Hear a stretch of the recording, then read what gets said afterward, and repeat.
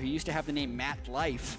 In even, I think it was Kasing who had a good Bard game over in Europe, said he only started playing Bard because he saw Matt Life play Bard over in NA and was like, wow, this guy's really good at this champion. He kind of unlocked the potential. So it's like a world-renowned Bard. I think you should just play it whenever you can.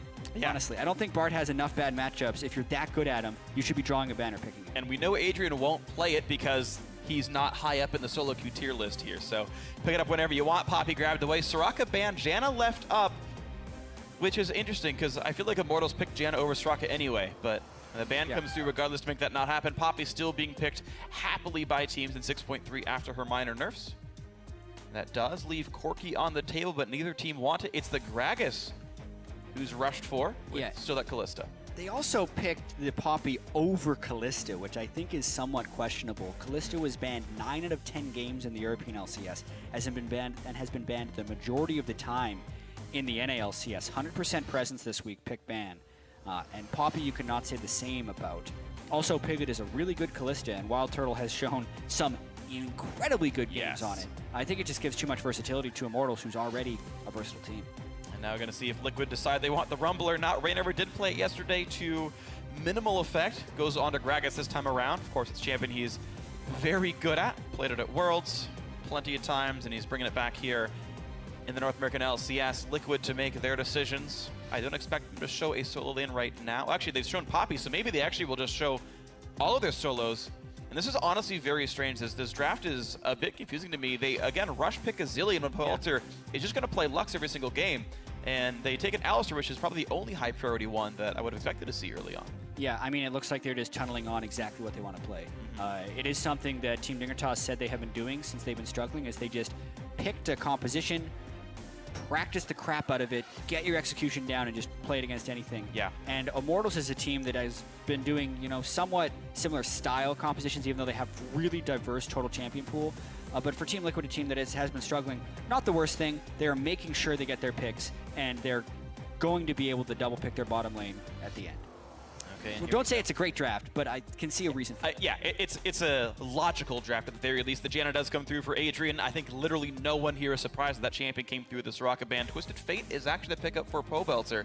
He had played Lux his last 3 games and actually hasn't played TF since week 1 against Cloud9, but brings it back here and says, you know what, this is the time for this champion here, and I want to see what it's going to synergize with, as they still need a top laner to play for Immortals.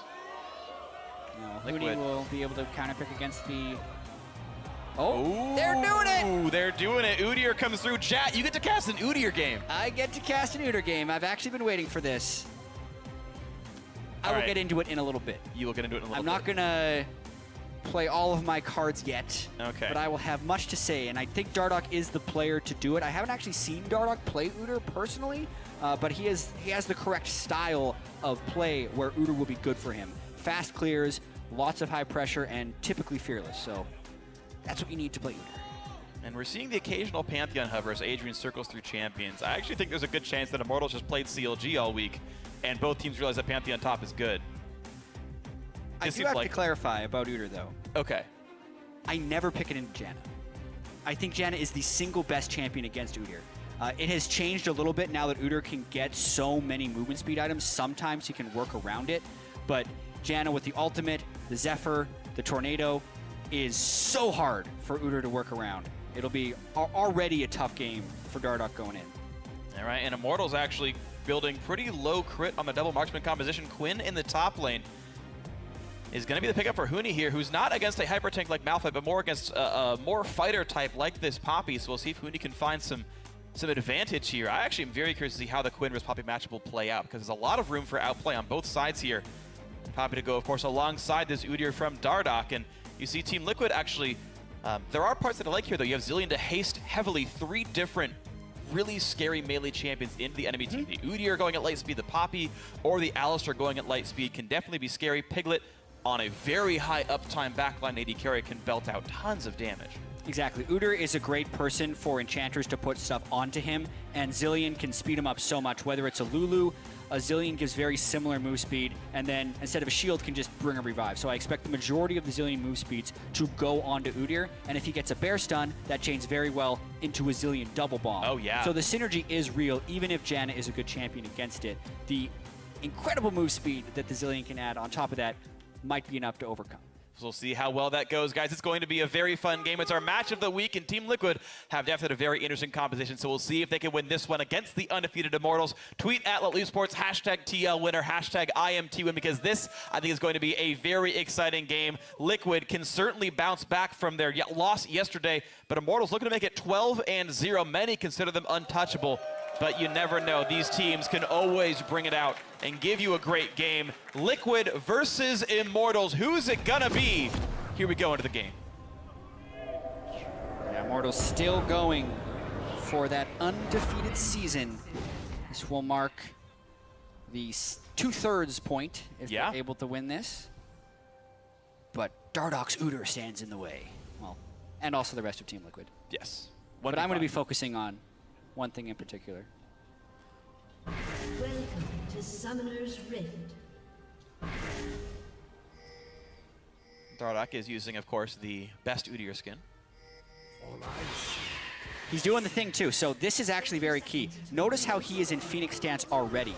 Dardoch has used Phoenix stance in base, so his first auto attack will shoot the flames in the jungle. Also, it allows you to spam a really annoying noise on the opponent, which you can't do if you haven't done Phoenix stance. And Dardoch was doing that. It's like, if you ever just skill up Phoenix and then press Control 2 and just spam 2 over and over again, you make the most annoying noise with that Udyr skin. It's one of my favorite things. But have you heard Lulu's laugh? Or Lux's? Or Korean Lysandra. Oh, or Korean Vi is worse than Korean Lysandra. Korean Vi, I think, is actually the... See? It's... Now he's not doing the right one. You can make a louder noise. Dardoch, take lessons. Make the noise. Watch this VOD. Learn how to play it better. Lorlo here to double jungle with him. And we'll see. Does he have the mechanics, chat? Either way. Well, the thing is, it's all about optimization when you're Udyr jungling. So he's going to hit first and then proc his Phoenix stance immediately. Notice the flames come out, then he procs it again. So he had 2 consecutive flame attacks, which is a minor thing, but it's all about pulling ahead of the enemy jungler when you're playing Udyr. Udyr, a farm-heavy, really gold-hungry jungler, and you can see hits turtle, gets the shield, then Phoenix right away. Dardoch has at least played enough games on Udyr to know the way to jungle him. Notice how he's positioning so his flames can go through all 3 of the camps. Also, he pressed turtle stance on the way to the camp, but then his first attack was still Phoenix. The turtle shield persists for 5 seconds on Udyr, so whenever you can, mana permitting, you want to be using that before you start the camp, and also finishing camps with it so that you can start with the Phoenix stance on the next one. Very nice stuff. Nice headbutt pulverize onto Wild Turtle, and look at the damage coming out already. Piglet and Matt, nice early trade there. Adrian could not block enough of that damage. You consider the fact that these guys are still level 1. Matt and Piglet, I believe, did start Krugs for themselves, and while the Immortals duo lane did, in fact, get Gromp for themselves, they just didn't get enough XP, and the level 2 power spike came in for a good trade, and it means that Turtle's already out his first potion. Yeah, and Piglet's had some really successful games on Caitlyn this year, even into Kalista. He's very good at keeping that max range on Caitlyn and not letting Kalista get aggressive onto him. So Piglet and Matt giving that Kalista through in Champ Select, picking their bottom lane last, and still being able to get a very powerful duo. Well played right here. Fervor of Battle, both marksmen not named Corki. Again, the right way to do it. Actually, all 3 marksmen. It's the same for Huni as well. I can see the case for Thunderlords in that, but auto attacks are going to be the case for him. Wind Speaker on Alistair is for sure always what you want to do in case there's ever any debate in your mind. It's definitely Wind Speaker, guys. I'm going to keep doing the Keystone talk for a little bit here. It'll slowly wind down as players learn more and more about the masteries. But as the bot lane is pushed in, Immortals have the smallest of gold leads right now, mostly because Huni is so very far ahead of Lorlo early on in the laning phase, and Dardoch is right now not really outclearing Reignover by much. Yeah, it's kind of insane how much Quinn can pressure Poppy early on in the laning phase. Dardoch hits level 4, puts his first point into bear stance, so his skill order was R, W, R, and then E, which is pretty standard for Udyr since he can full clear so quickly. Again, the headbutt pulverize comes in. Piglet this time could not land the net, so it's auto attack into Q. If you can, though, the net actually guarantees the Q does not have fall-off damage against the champion. And so if you can EQ auto, and the auto has 1,000,000 range, so you can get that, that is the optimal trade for Caitlyn. Couldn't get it here, that's fine. Minions are minions. But look at this, an early dive by Immortals. Such an early roam. Lorlo stuck on a turret. There's the gold card. Poether pulls the aggro, does plenty of damage. Huni gets blocked up by the steadfast presence. Doesn't matter, Reignover. The jump boy throws turret. Ooh. Woo. Nearly down to the turret, does get away. Great early dive. Good play by Immortals. Poether's got a flash, though. Yep. Yeah, did not want to follow over the wall because he didn't have vision of Reignover or anyone else, and Udyr could have ended up dying here, but that'll be a lot of early experience for Dardoch. It's surprising that Pobelter was able to make that roam so early. Ooh, big misstep there. The Javelin did not come in. Oh, Piglet dangerously low as well. Exhaust did come through for Adrian, who is still chasing, but Adrian's Tornado did not come in time to stop Matt's Headbutt Pulverize. He tried to time it and predict it, and that would have been insane, but a quarter second off, Adrian nearly made that a 2v1. Yeah, Janet can be very good against the Alistair, interrupting the headbutt with the Tornado, but instead it's a 2 summoner for 1 trade, and Piglet continue to dominate this lane against Wild Turtle and Adrian. Up 18 CS, forcing the recall, so all those minions are just going to go nowhere. Adrian can absorb some money, getting that 1 gold per kill from Bandit, but misses the Zephyr, not going to get some of these CS. Plus 17 finally gets a bit more gold, but wow, Wild Turtle falling very far behind, and in fact, this happened a little bit yesterday as well. The Immortals duo lane have been falling behind this week. Yeah, not their week. They've definitely looked a little bit off. And that has prompted a lot of focus from Reignover to push a little hard with Huni in the top lane. Didn't cost him yesterday against Renegades, but today they do already have that big lane advantage, and they're looking to pressure Lorlo the whole game. I mean, Reignover even said in the tease at the start of the day, oh yeah, Team Liquid, we can deal with them. We'll just shut down Lorlo. So they're very telegraphed about what they want to do to this guy. Sure. Huni picks him in with a counter pick in the last matchup. Reignover uses all his ganks there, and Dardoch has been farming up the lane. Udyr does not operate well when he has to focus one lane, because Udyr wants to cycle constantly in the jungle and needs to make his ganks convenient for him. Otherwise, he'll fall behind. But that means if you're in a bad top lane matchup, it's really difficult for Udyr to succeed. Lorlo having to sit on a bit of an island. This lane will now start pushing towards the Papa here. Huni level 6. And of course, Pobelter still gaining levels, is not far from that Destiny himself. Actually just gets the ulti rank now.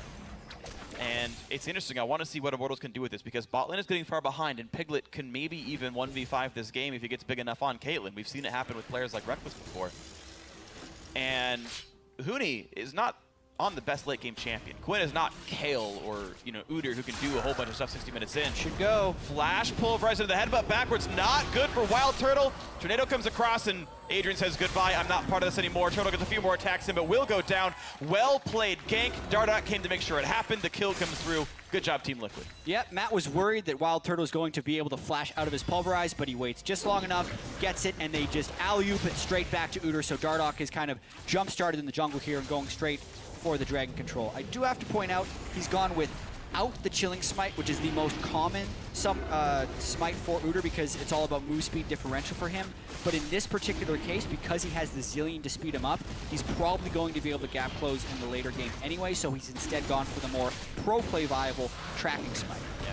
And also rushing a Hunter's Potion early on before finishing Runic Echoes, so a lot of sustain in the jungle. Yeah, Reignover also splitting the map expertly. Even with Udyr, who's a super fast clear, Reignover is keeping up with that from a farm perspective, and once he gets Runic Echoes, he's actually outpacing Dardoch in levels, which is so impressive, and has had the successful ganks for a 40 CS advantage for Huni in the top lane. So it's still advantage Reignover, even though Dardoch is doing pretty well on Udyr. Yeah, gold-wise, they're definitely very close, of course, with the fact that Dardoch has the kill compared to the assist of Reignover. There's more money on this champion, but he's constantly looking to make this top lane happen. Lorlo's Trinket Ward spots that in the Tribe Rush, but look at that, 21 CS. Ooh. 8 minutes in. I mean, Lorlo is the punching bag of Immortals right now. So brutal for him. I mean, Dardoch is up there for help, but if he ends up waiting there, it's just not the situation he wants to be in. No lane swap here either, which may have been beneficial to just get Lorlo out of that situation with Huni. But Immortals is very willing to dictate to their opponents, and they probably would have swapped back and forth until Huni would get the solo matchup. Yeah. Still think Team Liquid should have gone for that game, since this is not going well in the top lane. It's not going well in the top lane, but the mid lane and bot lane are still fine. Of course, we saw that earlier kill, and we've been seeing Piglet win the laning phase, but also look at this, Phoenix pretty far ahead against Pobelter. Of course, Pobelter did roam at about level 4, like very early on to this game, which will make him lose a wave or two, but still, minus about 15 is more than he would have normally lost just from that one play. And Phoenix is going to do his best to keep pushing forward. Of course, there is cleanse on this Zillion, so chain stun into kill is not likely to happen. You can always get that ulti off onto a teammate. Right now, a 1,000 gold lead sits for Immortals with, the kills being equal. That means it's 1,000 gold worth of farm. Yeah. Both junglers actually know They don't know that they're spotted, but the junglers know the other jungler is there. Dardoch walked over ward, and Rainover was sitting on a ward. So that gank's not really going anywhere. Smartly, Dardoch goes in for the counter jungle, but they have to be careful because Twisted Fate can collapse. TF can, and so is Quinn. Huni is running across the map, but now Burns a teleport to show up, and look at that, Dardoch forced to flash away from Pobelter. Now stuck in a 1v4, a whole bunch of damage comes through, but guess what? There's a Zillion, and he's gonna revive. The bombs come through, Rainover takes a stun, Matt still in the front lines. A lot of damage to Adrian, whose fate's called out. Wild Turtle's gotta be careful though, he's on the wrong side. Pushes Adrian right back in, who monsoons to buy a bit more time, and these kills are gonna be so close, and it's 2 for Immortals, make that 3 for Immortals. A double kill, Huni almost gets a third, but they have slaughtered TL. Yeah, and I don't think they want Piglet to get this recall off. They don't have too much, but I think this is turning into a 4th kill. Great collapse by Immortals, and here's the dive. There's the dive, there's the kills, there's the rend. They made sure it happened. Huni pulled the wave to make sure that the next minion wave could come in. Then they executed the dive. Adrian well played, jumping right back in, buying enough time. 0-0-4 on him. 5-1 Immortals. Great fight.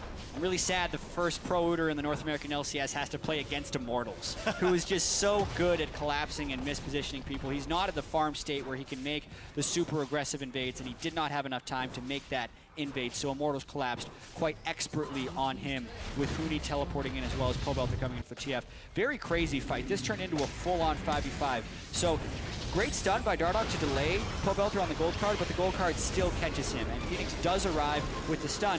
But at the same time, the rest of Team Liquid is slower to the start of the fight than Immortals is. Adrian gets pulled back, but then has the balls to go back in, still has his ultimate as well, so he can heal up safely and clump everyone for Immortals to finish the collapse onto them. Even though Immortals was split off into 2 sections, they grouped up Team Liquid in the mid of the fight and were able to land a bunch of AoE. Yeah. That's last dive. You see the minions getting pulled in. Yeah, they don't even wait for the minions. Huni just they just so they have it. Decides to tank it as soon as Wild Turtle and Adrian are ready to go in. Huni E into 1 auto attack and walk backwards out up to a range. He knows his team can secure it. The Janna shield helps make sure he survives it all, and just a really well played and well executed dive. Top lane still under fire as well, and Huni's got red buff. That affects turrets. That thing's going down really quickly. And Immortals 5 kills to 1, about to be 2 turrets to 0, and a 6,000 gold lead out of basically nowhere 12 minutes in. Immortals looking to make a statement after their tricky game against Renegades yesterday. Yeah. Taking this one very quickly. They are. So far. As you said, 12 minutes in, 5,000 gold lead. It's extreme. Bordering on absurdity. Just Immortals things. Also, Dardoch did pick Udyr into Janna, so it will always be a difficult life.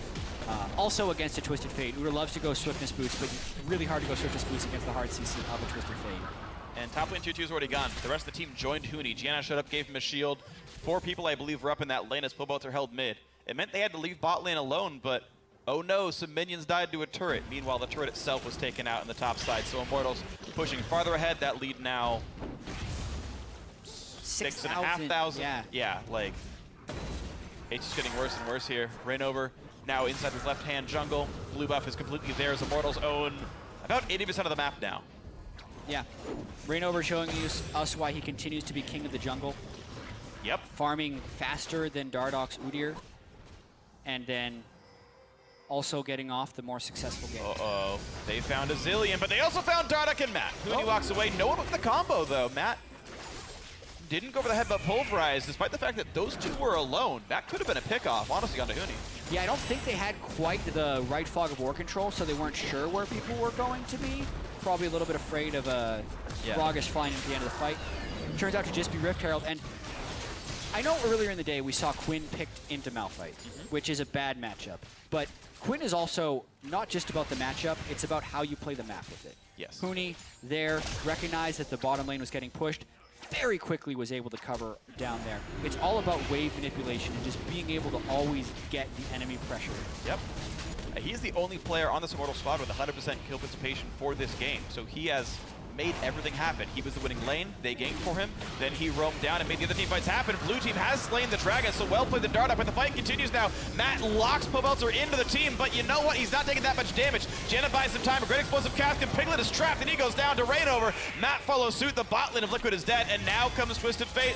Gold card onto Lorlo. The flash tornado for Adrian. There's the kill. Stun to the wall does not matter. A double for Pobelter. 8-1 Immortals with another victory. Yeah, Team Liquid does pick up their second dragon, but Immortals easily engages a 4v5 in the dragon pit. Turtle was way over on the other side of the map, but they still win this fight swimmingly. 3 kills for 0, and they may even get... They're going to get at least 1 turret. I think they're going to somehow turn this into 2. They somehow can. It just feels like this team pushes better than other teams do. Bot lane being pushed in right now, that's going to be under turret as well. And, you know, Immortals don't need these dragon buffs. They don't seem to do much for them. They're just getting the gold from killing champions, killing turrets, and out farming. So we're at 10,000 up at 15 minutes. Yeah, very close to. That's one of the largest advantages I've seen all year. Yeah, Matt wants to go in for this, and it was actually a 4v3 within the Dragon Pit, although Team Liquid had the option of having 5 people there. There was only 3 people doing the Dragon, the rest were caught mid lane, so it's not so bold of a call when you're 4 people catching 3 in a Dragon Pit. Then the rest of the collapse is there for Twisted Fate. Yeah. Team Liquid really just feels like they can't catch up. They've been so far behind. They had the call to go for the dragon, but if they were ever going to win a fight, it would have been in a 5v4, but they only had 3 people there because they were worried about clearing the minions from the mid lane, and that's a map pressure thing. Yeah, it is. Immortals has all the lanes pushing at once, and Team Liquid just couldn't find the time to group. Immortals, I think, are easily the best team in North America at map pressure. For whatever reason, they always have the lanes where they want them. They always have the turrets available to be killed. Every time Immortals win a team fight, at least a turret died. Every single time, there's always a lane in the right spot for that to be just taken over. Really impressive stuff by Immortals. The entire game, they've played this quite cleanly. Now go back to the starter sentence. Immortals is the best team in North America, full stop. True. Don't even need to elaborate sometimes because they have been doing everything the best. That's the big reason they're undefeated, and the next closest team has 4 losses. They are way into first place here, and just showing us why, again, here against Team Liquid. And look at this by Adrian, actually, rushing into Eye of the Watchers on Janna. He had actually, in every game up until now, gone Frost Queen's claim on this champion, and instead wants that 4th ward. Doesn't seem to need the tools to start fights because, well, they have Pobelter and Huni.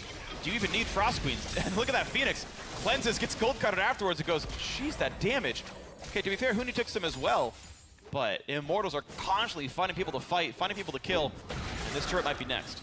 Yeah, really good return of damage on a Phoenix right there, but they just move bottom lane, and it's the other 3 people that are pushing that. Meanwhile, Lorlo has to clear out the wave that Huni already shoved up in the top lane. That's the Quinn coast-to-coast play. Get the lane shoving, someone respawns, create a 2v1. Didn't get the kill, but it still gave them a numbers advantage somewhere, and they take yet another turret, their 5th of the game, down bottom side. Really impressive stuff here. Immortals continue to push farther and farther ahead. I want to note that one of the least talked about changes of 6 point, I think it was actually 2, was the Kerchay's shard costs less, which is a little like mini static shiv. And the thing is, he bought that and then also got a longsword on Huni's Quinn right there. I don't think he bought it just to have the stats of the lightning bolt, but I'm curious if that was like actually the intentional build there, or if he will continue to go into Hexdrinker or something. Energized attacks will deal 40 bonus magic damage on hit. Yeah. I usually avoid pronouncing that item, and I just let it sit in inventory. So I'm like, oh yeah, he's going for a Shiv item. Uh-huh. Yeah. I just go for it. Was that the correct pronunciation? Kerchay's? Kerchay's shard? I assume it's a proper noun, so unless someone corrects me and says, here's how you say it. For now, it's canon. All right. Fight me.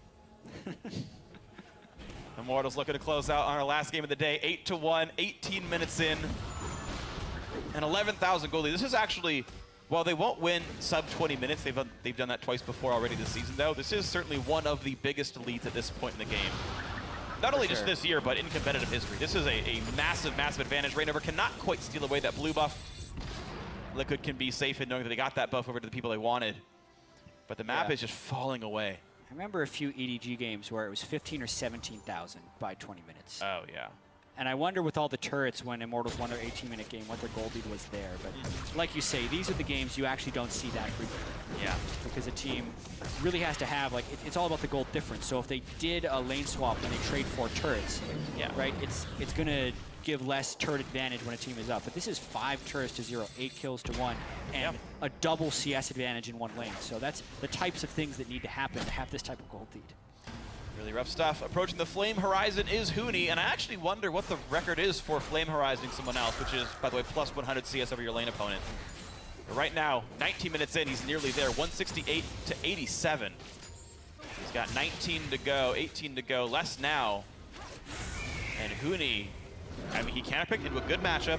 The team ganked for him repeatedly. I mean, this is clearly a team effort to get Huni this far ahead, but look at that, into the turret they go. Phoenix has to ult, he will revive himself. Matt buys a bit of time with the stun. Immortals still under the turret, and somehow they managed to drop aggro well. Lorlo dangerously low, but Poets are also getting attacked, knocked into the air, exhausted. I think he might have dodged a bomb with that as well, but another tornado lands, 1 kill already through onto Lorlo. Matt might be next, Rainover stuck under the turret, taking damage. More barrels coming through, plenty of punishment, and whoa, Rainover does go down. As you say, a triple stun is a really big deal coming out of Phoenix. That means the fight is a 1-for-1, way better than many would have expected for Liquid. Yeah, Pobelter went really deep right there, and they also didn't hold off properly on that.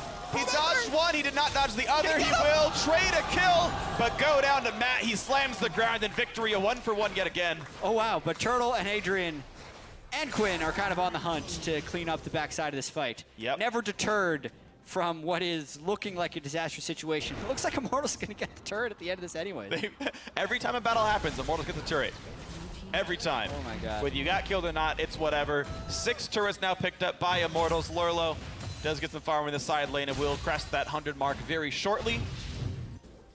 We watch that fight again, though. Yeah, so the double bombs do not get the stun. One is picked up by Wild Turtle on the backside. The main thing we need to focus on, though, is the bottom of this fight here where Pobelter is way down there. And Dardoch flashes on him for the stun. But the ultimate from Lorlo actually stops Ace in the Hole from doing damage to Pobelter, which stalled the fight pretty poorly. This is where the fight could have been very disastrous for Immortals because Phoenix gets a triple stun with a double bomb onto Huni. Piglet's able to last hit Rainover, and they continue their retreat. But even Team Liquid is very low here, so any kill they're going to chase down, it's going to be pretty tricky because Immortals is never willing to just completely back away from a fight, which I think eventually will backfire and lead to like a really lopsided loss for them. But up until this point, it's been working out for them, so there's no reason to not play so aggressively. It really has. So Immortals continuing with the hard pushes, and with the minion waves always pushed up. Even if they lose a fight, they seem to never lose a turret. I harken back to their C9 victory from last week, and even though the team fights in Immortals vs C9 were so very close, Cloud9 could never take something off the map. They got maybe 2 turret kills all game, and Immortals had taken the entire base every time around. So, again, as you said, Immortals, best team in North America, full stop, showing it here. Just the class of this team, the caliber of their players, and the caliber of their macro play, certainly very, very high. 12,500 gold up, 21, almost 22 minutes in. And this is what everyone imagines when they pick Quinn into a tank top lane. Win the early laning phase before the armor items, and then roam around the map and make things happen. Huni is doing that very, very well. Affecting the lanes, affecting the matchups. Still highest KP on his team, 10 out of 11. No deaths either. Did in fact go all the way to rapid fire cannon, so there's what the Kerchase Shard was for. And we'll see just what the Jarm's Fist goes into. Yeah, looking to set up a play or a Baron. They do have Callista, so they have tremendous Baron control. They also have teleport up on Huni, so he's going to be split pushing the bottom lane.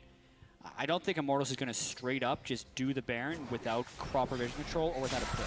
They have Twisted Fate, they have Gragas. Rainover will have his flash up in under a minute, and I think that's when we're going to see them really start forcing. So we wait for those cooldowns to come through. Wild Turtle clears the top lane. No threat on him at all. 206 to 118, the top lane matchup. Wild Turtle actually still behind in minions, and he hasn't been the most impactful player on his team at 2-1 and 2, but you know what? It's been good enough to keep the turret alive and to be a part of some of these fights. There comes the engage. They find Matt, who's already popped the ulti, is trying to run away as fast as possible. Exhaust now onto Huni to buy him enough time to survive. Plotting Assault will not land, and he'll walk away. Yeah, the cooldowns that had to be burned by Immortals are very small. A Ghost Blade, it's on a 45-second cooldown. Huni's still at full health. Meanwhile, Matt had to exhaust and ultimate. So if Team Liquid did want to look into this Baron, it would be for a 4v5. So that's the right time to turn and burn onto it. There it is. Smite comes in. Last hit goes to Huni, but now the ulti in from Pobelter to flank right on. Phoenix has to immediately burn Cleanse, taking damage from Ignite as well, but the team will run away safely. Huni is still on the hunt, looking for some prey. Won't find any just yet, but we'll walk to the bottom lane to kill some minions off. Baron buff on 15,000 gold lead. Huni clearing a minion wave pretty quickly there. 214, the minion score for him. And despite how much he's roaming around the map, is still managing to be the highest minion killing player in the game. Yeah. Quinn makes very quick movements. Yes, she does. Around the map. Plus, he had that big advantage from the laning phase. Yeah. About 1,500 gold in multiple pockets for Immortals. So they're sitting on about 6,000 unspent gold, but they still, even with that, would have nearly a 10,000 gold advantage and a Baron buff. So they look to push hard. Combo in from Matt, but no one else is in the gold credit item as it is Alistair. Now a tackle onto Wild Turtle, and yes, they blow him up. He goes down. Huni nearly dropped as well. So hey, good fight by Liquid to get one, nearly 2 kills. But now comes them trying to run. Can you outrun a Janna team? Yeah, and Gragas, who can throw slows behind them, so probably no extended chase. 1 kill. Kind of why you don't like sieging with 6,000 gold in your pocket, yeah. But it was a 6,000 gold advantage anyway, so they thought they could do it. Again, Phoenix has some pretty good bomb stuns on the turret. That's what ends up. Huni just has things detonate on his face. Cobelter takes turret aggro here, and yeah, Huni just does not respect the Zillion. He actually vaulted into Steadfast Presence as well and took some more damage there. Yeah. Overly aggressive play, but they still have Baron buff timing. I think they're going to look to go right back there. I like the Captain Boots Adrian going back to catch his Callista and help him speed down the lane. Yeah, he picked that up very early. That was right after Eye of the Watchers came through. And then also now, Nikhil's Crucible picked up very early, so understands that, yeah, Poppy stun at a double bomb is kind of the way people die. So let's give them a cleanse. Let's break that stun and try to get them out. We'll see how much more Adrian can save lives this game. Unkilled in this game has always got to feel nice. Double bomb will knock down the blue buff. Raynor sadly could not steal that either. I'm a little sad for Dardoch this game as well. He's potentially caught out here in the jungle, trying his best to get farm. I didn't like the fact that he built Hunter's Potion. I feel like that's wasted gold on Udyr, especially with Runic Echoes. You can conserve your mana enough to not need it. But aside from that, his team has been so far behind. Wow, Lorlo flashed from the threat of getting jumped on. I don't think everyone was even in range of him, but he flashed away, afraid of Huni. The Rapid Fire Cannon, of course, helping him knock down these turrets, so Huni's still able to split push very effectively. Sterak's Gauge was picked up. Now he's going towards another armor penetration item. The rest of the team roams down to make sure this bottom inhibitor can go down. A few more hits will do it. The shield on Huni. One more auto attack. One more auto attack, and there it goes. Inhibitor goes down 26 minutes in. Immortals continuing to press their advantages. As they set 11-4 in kills.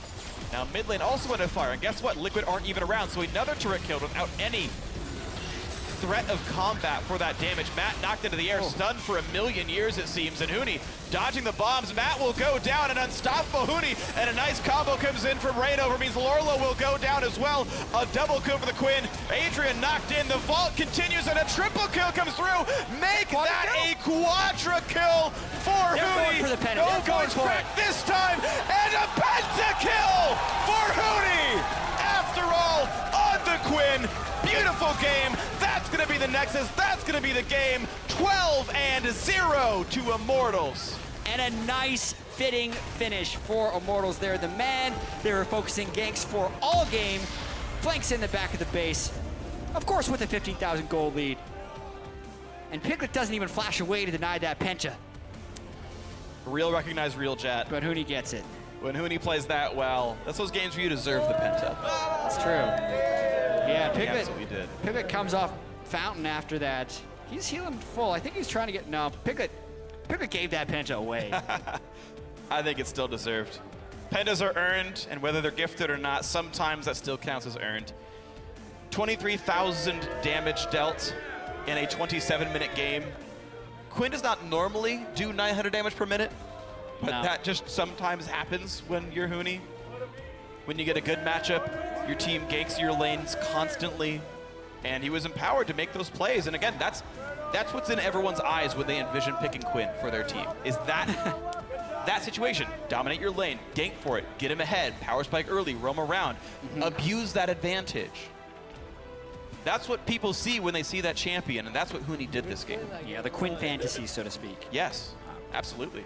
Really great game. Wild Turtle was pretty underwhelming, but that's kind of the Immortals way. You can have a player be underwhelming, and they'll still find ways to win the game handily. Yep. And it's troubles afoot for Team Liquid now. That's their 4th loss in 5 games after surging to a 4-game win streak after an 0-3 start. So really a back and forth year for Team Liquid. Yeah. Trending